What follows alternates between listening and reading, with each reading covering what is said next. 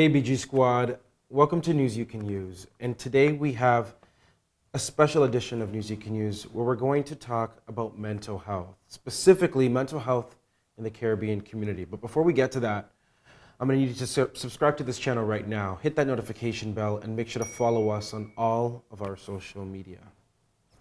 You know, mental health has been a hot topic over the past few years, but for some communities, it's still a bit taboo to talk about. In fact, for one family, mental health unchecked turned their lives upside down. I want to bring you back to February 6, 2021. Police were called to a home in East Gwillimbury, located about 45 minutes north of Toronto. They came there after reports of a man who had stabbed several people, including his 2 children, his wife, and his sister. The man was later shot and killed by police. His wife later died from her injuries. His 2 children and his sister did survive. Today we are going to speak to that sister, who's now speaking up about mental health and is trying to create a platform, a foundation to address mental health specifically in the Caribbean community, in hopes of avoiding something like this happening to another family. Let's bring her in. Christina, thank you so much for joining me on News You Can Use. You know, mental health, it's such an interesting topic because I feel like here in Canada and across the world, we've been talking so much about it. But certain communities, and let's talk about the Caribbean community, sometimes it feels like it's still not as prevalent. Yeah, I would definitely agree with that. When there are conversations about it, it's mostly like, where adults are kind of just joking around about it, like using terms like, this person is a little mad or they're a little crazy or something like that. You and your family has had an experience with mental health. Can you run me back in terms of what that experience was? It's pretty complicated to kind of explain, because I mean, like, it's something that we as a family are still trying to figure out. My brother was a very social butterfly. He was a comedic relief for a lot of the family members and his friends and that kind of stuff, people that knew him. Just an overall kind of jolly person that just loved to socialize and be around people.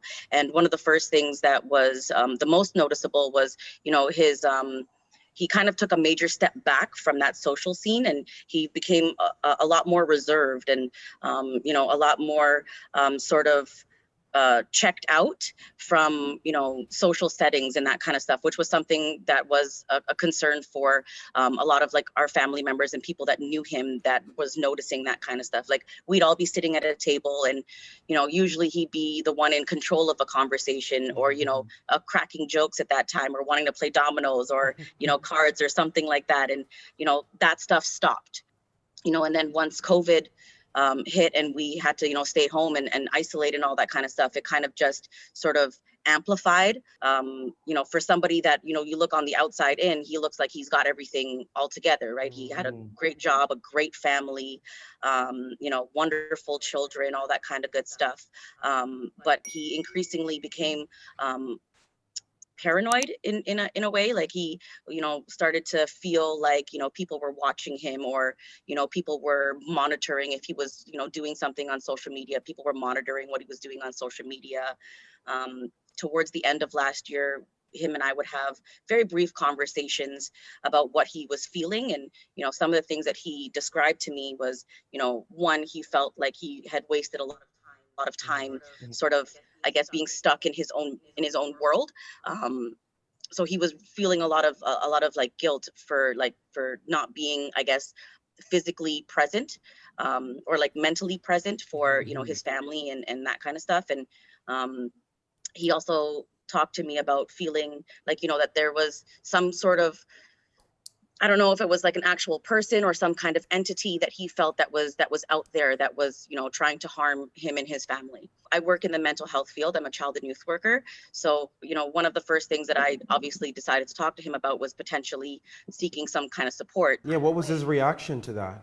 It was always shut down right away. And it was always like, I'm not crazy. Because that's that's the stigma in the West Indian community, right? Like if you feel that you need to seek support for any kind of mental illness, automatically you're going to be sort of mocked and ridiculed because all of a sudden now you're crazy, right? Hmm. And I know back on February 6th, something tragic happened. There was an interaction with two kids, his wife, yourself. Um, he's no longer here. But when you look at the news reports, it was never mentioned, or mental health was never part of those things. Never mentioned at all. So my family, as well as my sister-in-law's family, we worked really hard to keep a lot of that stuff out of the media, because Yeah. obviously it was a very tragic event, and we lost, two really amazing people that were a very big part of not just my life and my parents' life, but a very big part of a lot of people's lives, and they, impacted a lot of the people that they met in. When you talk to people, it's only ever positive with the way that they view, the my brother and my Mm-hmm. sister-in-law. I ask, how are the kids doing? Okay. Yes. Okay. So I want to talk about your mental health foundation that you started now.